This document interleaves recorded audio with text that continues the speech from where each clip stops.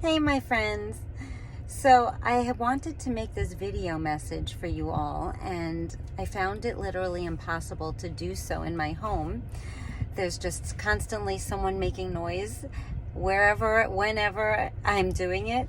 So here I am. I'm in my car, and I decided to take a ride over to this produce stand that I've been wanting to check out, and I haven't gone in yet because this is more important. So I hope you're all doing well today. I'm sending this message, or I'm sharing this message because I recently did a video about something that I'm so passionate about, and yet I know that it's difficult for people to believe, to allow themselves to believe that they really can heal themselves, especially if they've been suffering with a condition or many conditions for a long time. If you think, that's just who you are. And then especially when you were told by many people that there's no cure or you're stuck with it. So sometimes it's just really difficult to even open up your mind to the idea that there is a possibility of you completely healing yourself. And there really is. And I shared a video recently about how we're feeling is the key. It's the key to the door to healing. When we teach ourselves to be the masters of how we feel and only allow ourselves to feel really high vibration emotions on a regular basis, that is when we learn how to heal ourselves. And the thing is, it sounds simple, or maybe it doesn't sound simple, because it really isn't simple. The concept is simple, that all I gotta do is become the master of my feelings. I just need to feel happy all the time. That's it, right? But then most people are like, if we could have done that, we would have done it by now.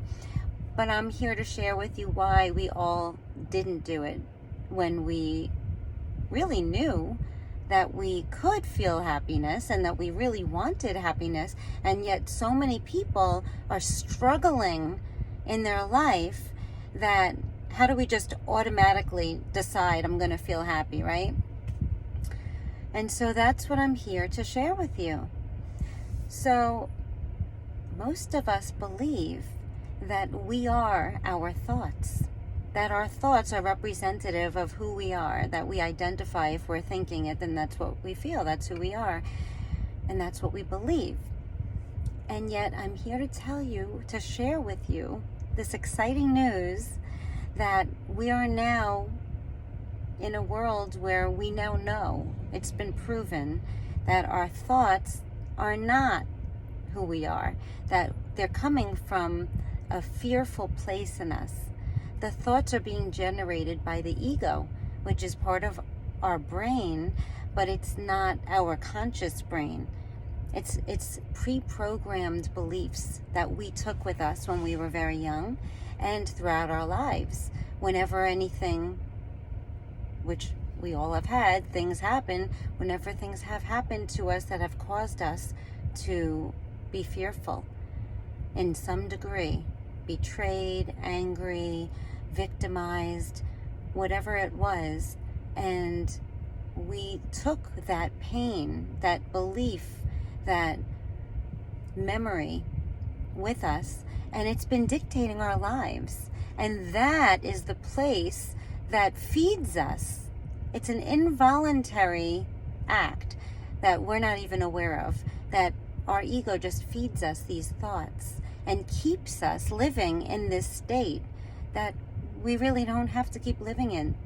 That is what's dictating who we're being, the fact that we believe these thoughts. And we really don't need to anymore. Now that we know what we know, it's really about us learning how to separate ourselves from our thoughts and not continue to allow them to dictate who we're being.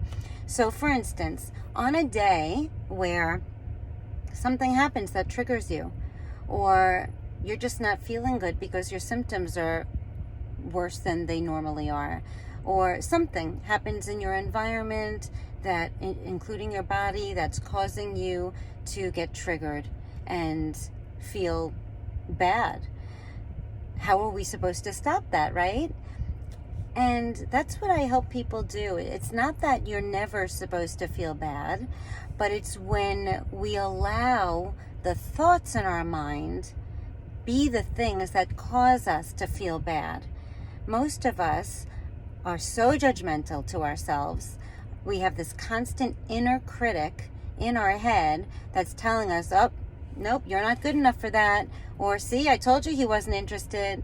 Or, I knew she was going to, betray you. Whatever thoughts are coming into your mind, we just have always naturally accepted and believed them. And that is what dictated our entire life. And so I'm here to share with you that we can be the creator of our lives. We really can. And it's going to take work. It's not like you can just, wave a magic wand or snap your fingers and make it happen. It takes conscious effort. It takes intention every day in becoming more and more aware of your thoughts. And instead of immediately accepting and believing them, letting them dictate who you're being, keeping you from raising your hand, or keeping you from going and meeting that person, or keeping you from sharing your thoughts, sharing your feelings, expressing yourself. All of those things are what's keeping it's a stuck emotion, really, that's stuck in you. And until you do this inner work, it's going to continue. So this is a wake-up call that it doesn't have to be that way. This is a message that is giving you another possibility. There is another door. Let yourself open it. So this is what my passion is.